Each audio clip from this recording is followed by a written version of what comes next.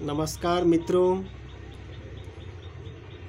मेरा मोबाइल मेरी शिक्षा में आपका फिर से स्वागत है। The teacher Bihar history maker में आपका पुनः स्वागत है। जैसा कि आपको पता है कि मैं डॉक्टर लालकुंद कुमार कक्षा 11th हिंदी गद्य भाग पूस की रात का अंतिम भाग लेकर आया हूँ। हल्कू रात में जाड़े के कारण परेशान होकर आग जलाया और आग जलाने के बाद वह सोने का प्रयास किया।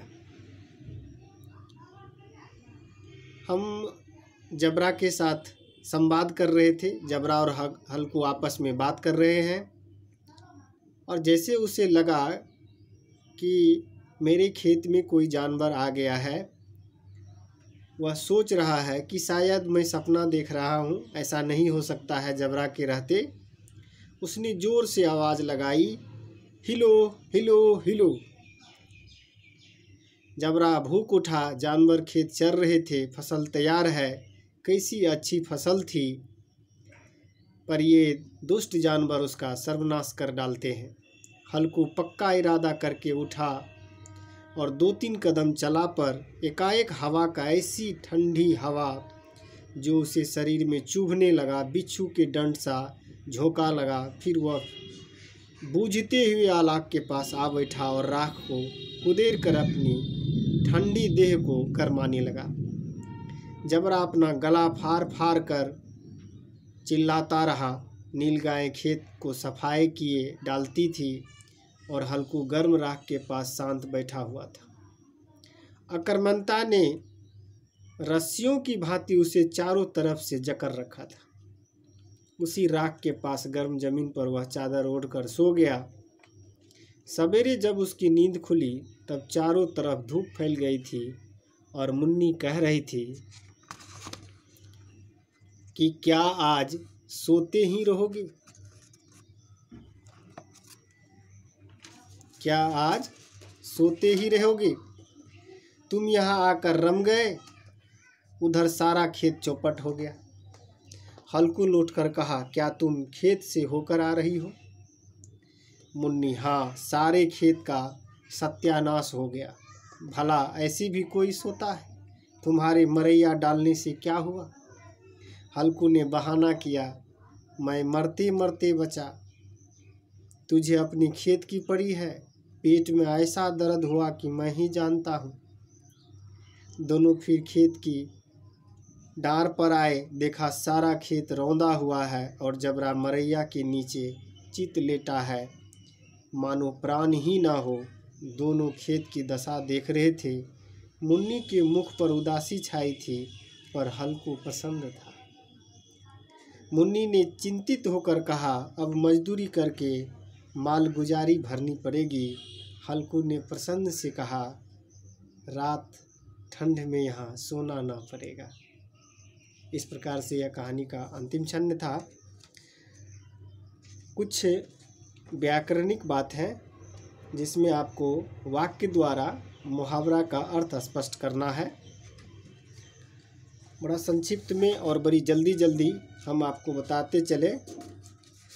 जैसे उसमें लिखा है, गला का छूटना, मतलब कि संकट से छुटकारा पा लेना। चाहे जैसा भी हो, ले देकर इस बदमाश से अपना गला तो छूटा। इस प्रकार से आप वाक्य बना सकते हैं। और उसमें जो दूसरा भाग है मुहावरा से संबंधित, कहा है कि शरीर के किसी भी अंग का हिस्सा होना चाहिए मुहावरा में, और उसके द्वारा वाक्य द्वारा आप वाक्य बनाकर अर्थ स्पष्ट करें। जैसे आँख चार होना अर्थात प्यार होना। और उसमें संयुक्त वाक्य, सरल वाक्य और इन दोनों का उदाहरण देकर आपको पूछा गया है कि आप उनको सरल वाक्य में कैसे विभक्त करेंगे। फिर है कि आप जो है विशेषणों को भाववाचक संज्ञा कैसे बनाएं। जैसे दिखा हुआ है गर्म, प्रसन्न, तो ये सब जितने भी शब्द हैं, जैसे ढीली है तो उसका ढिलाई, ये संज्ञाओं से कन्वर्ट हो गया। अब आपको एक प्रश्न है, संज्ञा में उपवाक क्या है? उपवाक ये है कि यहाँ मैं ही जानता हूँ, जिसमें एक कहता है कि मैं पेट में ऐसा दर्द हुआ कि मैं ही जानता हूँ, मैं ही जानता हूँ, यह क्या है? उपवाक है। इस तरह से आपको आगे बताना है। कुछ उदाहरण चुन करके आपको बताना है कि लेखक और हल्कू के जो शब्द का वाक्य है, दोनों में क्या अंतर है, दोनों किस तरह से भाष्य अर्थ क्या अंतर है। लेखक कहते, बगीचा में धूप अंधेरा हुआ था और अधिकांश निर्दय पवन पत्तियों को कुचला हुआ सा जाता था। हल्कू कहता है कि अब तो रहा ही नहीं जाता जबरू, चलो बगीचे की पत्तियां बटोर कर तापे ठाठे हो जाएंगे तो फिर सोएंगे।